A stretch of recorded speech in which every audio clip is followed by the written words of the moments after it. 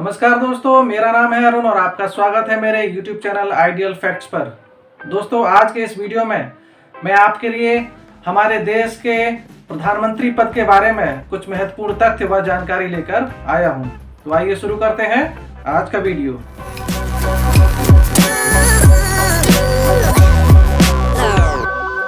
दोस्तों, हमारे संविधान में राष्ट्र प्रमुख के पद का उल्लेख है, इसीलिए हम राष्ट्र प्रमुख के रूप में अपने राष्ट्रपति को देखते हैं।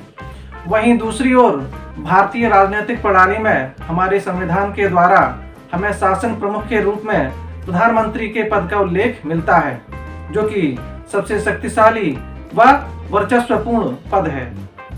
दोस्तों, भारतीय संविधान के अनुसार प्रधानमंत्री केंद्र सरकार में मंत्रिमंडल का प्रमुख होता है। साथ ही हम उसको राष्ट्रपति के मुख्य सलाहकार के रूप में भी देखते हैं। प्रधानमंत्री भारत सरकार के द्वारा किए गए कार्यों को लेकर संसद के प्रति जवाबदेह भी होता है। तो जैसा कि मैंने आपको अपने पिछले वीडियो में बताया था कि राष्ट्रपति हमारे देश के प्रमुख होते हैं। आजादी के बाद देश के संचालन का कार्यभार राष्ट्रपति के द्वारा ही किया जाता था, लेकिन सन 1976 में हमारे संविधान में हुए 42वें संशोधन के बाद उनकी कार्यशक्ति को प्रधानमंत्री व उनके केंद्रीय मंत्रिमंडल के अधीन कर दिया जाता है, क्योंकि उन्हें उनकी सलाह मानने के लिए बाध्य कर दिया जाता है। तभी से राष्ट्रपति के सारे काम प्रधानमंत्री और उनके केंद्रीय मंत्रिमंडल के द्वारा किए जाते हैं। दोस्तों, हमारे संविधान में प्रधानमंत्री के चुनाव या उसकी नियुक्ति के संबंध में कोई विशेष पद्धति का उल्लेख नहीं किया गया है। हमारे संविधान के अनुच्छेद 75 में केवल यह जानकारी दी गई है कि भारत का एक प्रधानमंत्री होगा जिसकी नियुक्ति राष्ट्रपति के द्वारा की जाएगी। दोस्तों, भारतीय संविधान के अनुसार प्रधानमंत्री पद के उम्मीदवार को लोकसभा या राज्यसभा में से किसी एक का सदस्य होना अनिवार्य है।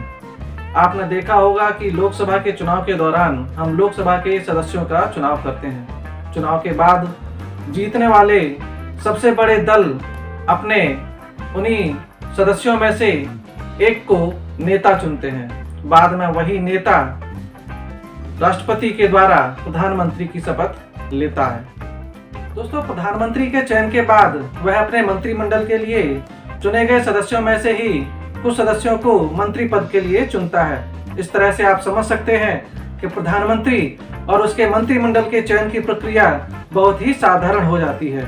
वह इसलिए क्योंकि हमारे संविधान में प्रधानमंत्री व उनके मंत्रिमंडल के चुनाव की कोई प्रावधान नहीं है। दोस्तों, आज की स्थिति में हम देखें तो हमारी लोकसभा में कुल 545 सीटें हैं, जिसमें सरकार बनाने के लिए 272 का आंकड़ा हमें चाहिए होता है।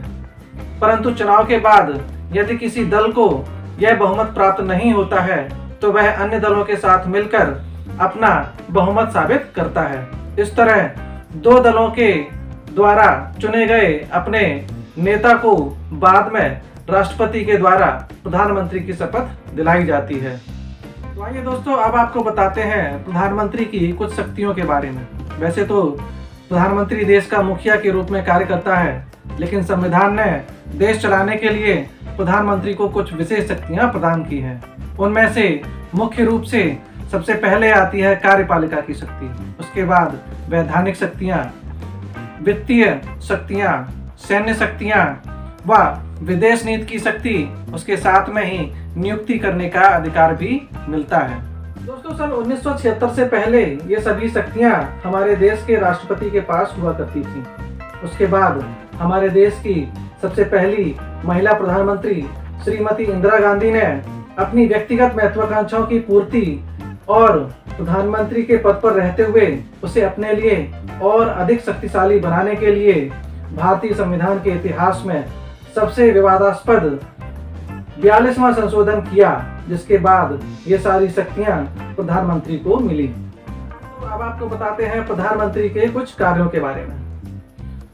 दोस्तों, प्रधानमंत्री हमारे देश के विकास और उसकी सुरक्षा को आगे बढ़ाने के लिए हमारे संविधान सम्मत मिली हुई शक्तियों से कोई भी फैसला अपनी मंत्रिमंडल की सहमति से ले सकते हैं।